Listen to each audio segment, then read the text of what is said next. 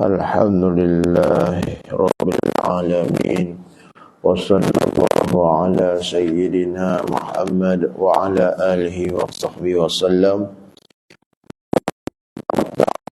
Wa tazakkur wa tazkir wa nafa' intifa' wal ifadah wal istifadah wal hasa ala tamassuki bi kitabillah wa sunnati rasulih والدعاء إلى الهدى والدلالة على الخير وابتغاء وجه الله ومرضاته وقربه وثوابه سبحانه وتعالى يا فتاه يا عليم افتح لنا فتحا قريبا.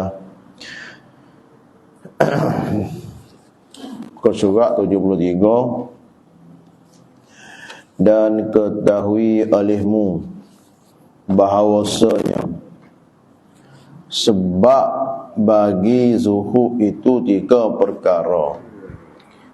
Sebab boleh mendapat sifat zuhud, adat kebiasaannya lah, kebiasaan.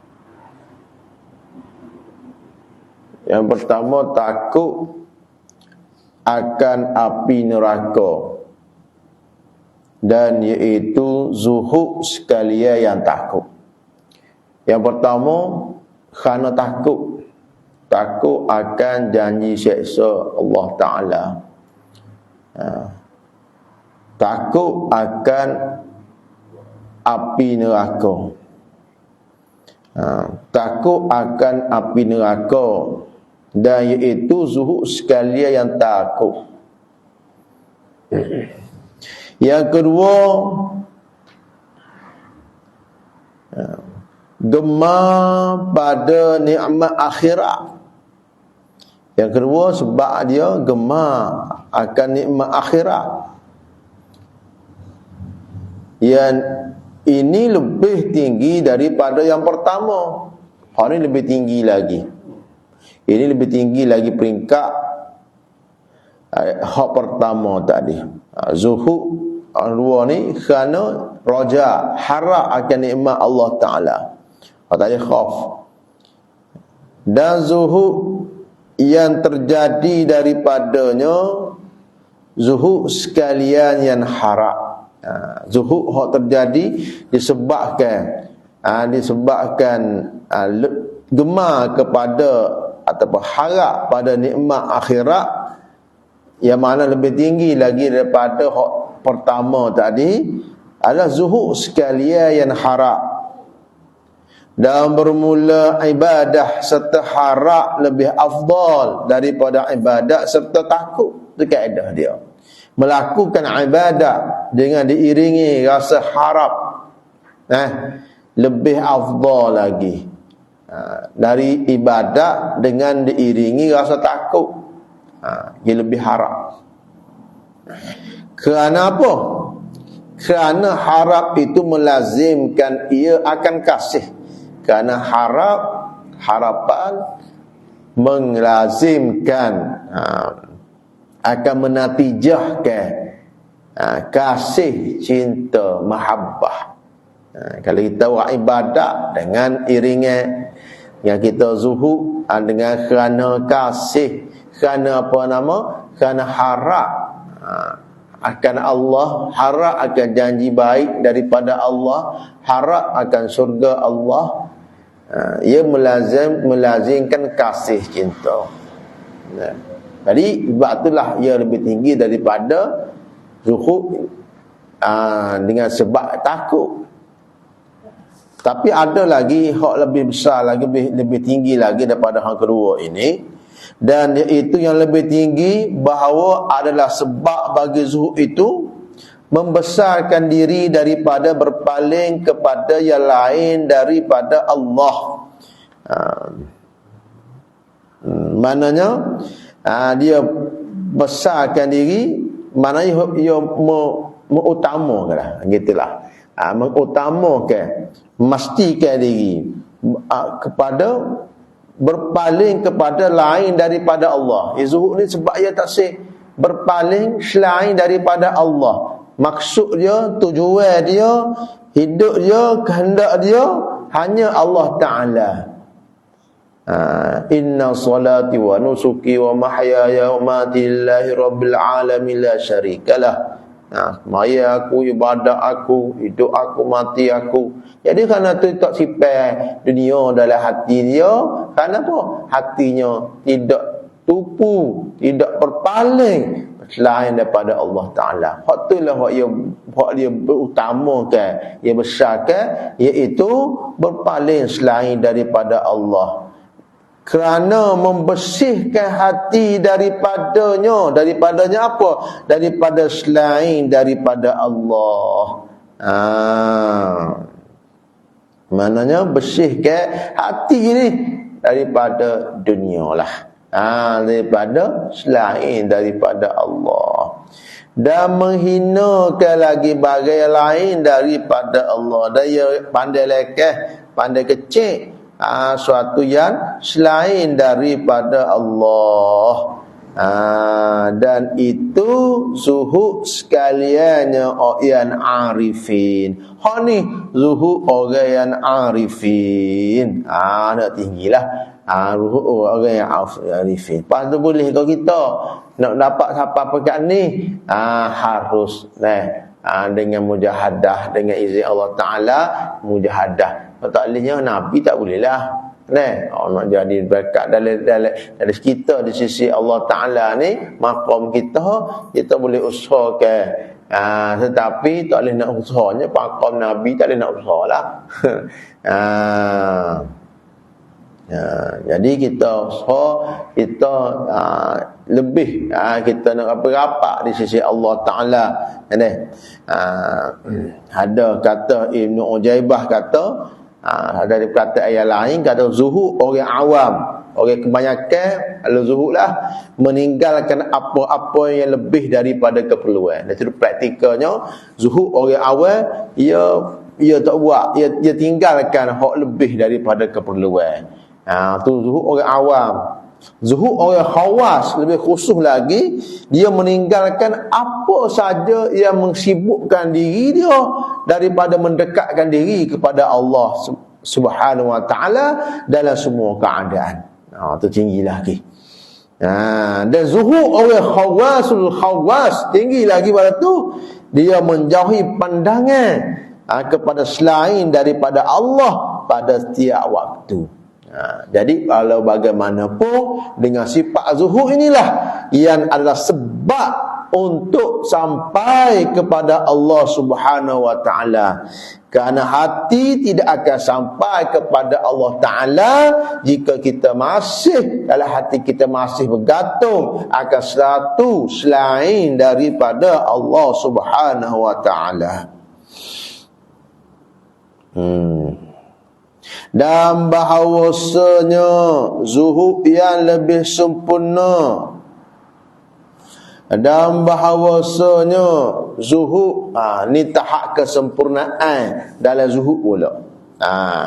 Dan bahawasanya zuhud yang lebih sempurna, zuhud pada tiap-tiap selain daripada Allah Ta'ala, pada dunia dan akhirat, baik dunia atau akhirat. Zuhud yang lebih sempurna, zuhud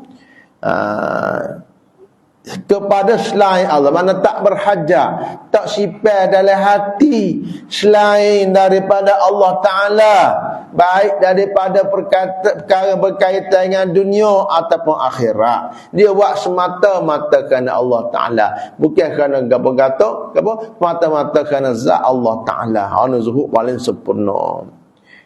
Dan kurang daripadanya, kurang sikit, zuhud pada dunia saja. Dunia pada dunia saja. Sama ada harta atau kemegahan, tak simpan dalam hati akhir harta. Kemegahan makna pengaruh, pakak, kemegahan atau bersedak-sedak atau selainnya, ataupun apa saja yang bersedak-sedak, dia tak simpan dalam hati hak dunia ni. Ni pun nombor 2 dah. Nombor 2 dah. Nombor 1 tadi. Tak kira dunia buat akhirat apa yang Allah zat Allah Ta'ala semata-mata. Nombor 2 ni, ya zuhud hak bagi dunia. Semua benda-benda dunia itu simpan dalam hati, baik berupa harta pitih, baik berupa pengaruh pangkat, pandangan orang, ataupun apa saja selesa, apa saja yang sedap-sedap dalam dunia ni tak simpan dalam hati. Hak rendah lagi dan kurang daripada ini zuhud pada harta saja. Ia tak simpan. Ia tak simpan dalam hati harta ni. Ada tangan pun tak simpan, tak irah sangat. Tiada pada kemegahan lain, tapi hak lain nak juga. Yang lain simpan dalam hati juga. Hak lain, hak kemegahan, hak pangkat kedudukan di sisi manusia, tak boleh nak zuhud. Dia ada simpan dalam hati rasa penat juga, rasa nak juga. Kadang-kadang hak tu sedap lagi daripada harta. Sebab tu lah orang ada yang boleh riak, biaya sesuatu, nampak apa, ada pitih. Tapi orang lain panjang dia, orang lain tak dia dalam hati. Ya, kalau dunia, cinta pada dunia, cinta kepada hati, cinta pada harta tu nak ada harta, itu harta dalam hati dia, nak apa harta tangan. Cinta dunia, ada pun cinta kepada hubur riasah, cinta kepada pangkat kedudukan, yang nak ada hati manusia pada untuk dia. Nak dalam hati dia. Bukan kata orang tu sanjung, orang tu disanjung, seorang tu orang sakut dengan dia, hati orang hati orang suka pada dia, bukan mana tercela dia tu. Kita bagaimana para ulama kita, imam kita, para sahabat soleh, orang sanjung, orang suka, tapi bukan tu yang menjadi pandangan dia, bukan itu yang pandai. Orang masuk kita sini ni dalam hati nak benda-benda begitu, tadi nak zuhud. Harta tak say tak apa, ada piti pun tak apa. Kau ni nak lagi. Habis zuhud juga, boleh juga zuhud. Zuhud juga, apa rendah lagi lah. Boleh rendah lagi lah. Atau zuhud, atau rendah lagi. Hak lebih rendah lagi pada tu. Kita nak zuhud pun tak fikir harta tu payah dah. Tak ada harta suku kira. Nak dalam hati tu. Payah. Atau zuhud pada hak rendah lagi. Zuhud pada setengah perkara, tiada pada setengah yang lainnya. Yang pilih-pilih ya. Ni tak selai kita nak main negara ni. Pilih-pilih. Dan yang akhir ni da'if zuhud. Ni serendah-rendah pakat zuhud. Kerana kemegahan itu, bapa zuhud kemegahan tu lebih utama, lebih tinggi pakatnya daripada zuhud atau kerana kemegahan itu lebih lazat dan lebih diingin daripada harta. Orang kaya ramah, orang jadi pemimpin tahu tak? Orang tu ramah. Apa ya, orang jadi pakat. Dan kemegahan ni sebab bagi dapat harta juga. Ini berebut orang harta. Hak tu lebih lagi. Orang raya ramah, kampung tu ramah. Tapi orang jadi pemimpin tak ramah. Hak tu lebih lazat lagi. Sebab orang dapat kemegahan tu lebih lazat. Kalau ada piti pun, kalau orang orang tak layan, orang tak sanjung, tak sedap juga. Tapi ada biasa pada orang piti ke, orang pandai sikit. Tetapi hak matlamat lagi adalah sanjungnya orang. So ia ada piti, ia boleh kata besar, comel apa semua besar. Orang dah kata, hebat mu okey nah. Hatu naknya. Ya dah. Kalau beli orang je mudah kata, tak sedap juga. Ada piti pun. Kan? Ia bukan sedap masuk ke perut saja. Ia sedap hak luar. Waktu nak ayatnya pengaruh kemegahan tu lebih lazat daripada apa yang ada pada lebih diingin daripada harta bagi manusia. Maka oleh kerana tu zuhud pada pakat pengaruh itu lebih utama. Dia ada pengaruh tu tak ada masalah, tak apa. Tetapi bukan tu matlamat, bukan tak simpan dalam hati. Kadang-kadang pengaruh nak untuk amal ma'ruf nahi munkar. Pengaruh nak untuk Raja dengar supaya raja buat benda yang adil. Raja dengar ulama tengok ni tok guru macam ni. Nasihat ni. Bapa ada pengaruh dia. Tetapi bukan tu yang menjadi hak sipai dalam hati. Ada.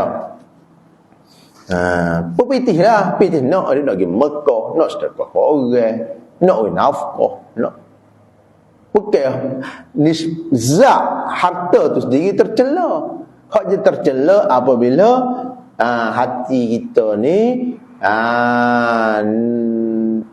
hak masuk dalam hati pitih. Kalau ada pitih ada tak ada masuk dalam hati. Sepo dengan pengaruh pangkat juga. Tak ada orang tak pandai pun dia, tapi dalam hati daknya kalau aku ni gini. Jadi itu zuhud. Zuhud ni benda dalam hati. Tapi kalau ada tangan nak jaga hati tu payah sikit. Ada tangan payah. Maknanya contohnya orang tu kan dia molek je boleh pergi sejid apa masa dia pitih saja sikit-sikit lah ada. Tapi dia kau kaya, kau sibuk, kau tak boleh nak pergi sejid, kau payah nak rapat dengan Tuhan. Ada. Noyaknya tangan tu pun mempengaruhi juga. Masa dia tak ada pakat, tak ada kedudukan ke apa, okey je. Tetapi dah ada, kau payah. Betul lah kita kata benda ni dalam hati. Tetapi apa dia tangan, dia jadi kau cabaran tu lebih besar lagi. Dah. Sebab itulah orang hok kaya ataupun orang hok ada pakat besar, dia rendah diri, tawaduk tu lebih kita rasa hebat dia. Kalau kita orang biasa-biasa, tak apa sangat. Sebab tu hak tu lebih besar lagi. Kan raja, tapi dia hubungan baik dengan Tuhan, ibadat tak tinggal, menjuru. Tu hebat. Ya adil, kita adil bagus juga, tapi biasa dah. Dan bahawa jadi apa beza zuhud dengan fakir? Kita zuhud kan nampak sesak, zuhud nampak sesak. Ada pitih zuhud ni. Apa bezanya? Dan bahawasanya perbezaan antara zuhud dan fakir itu, bahawasanya zuhud itu terasing daripada dunia. Ia asing diri daripada dunia, baik zahir ataupun batin, kerana taat. Kerana apa? Kerana sebab nak taat kepada Allah Ta'ala.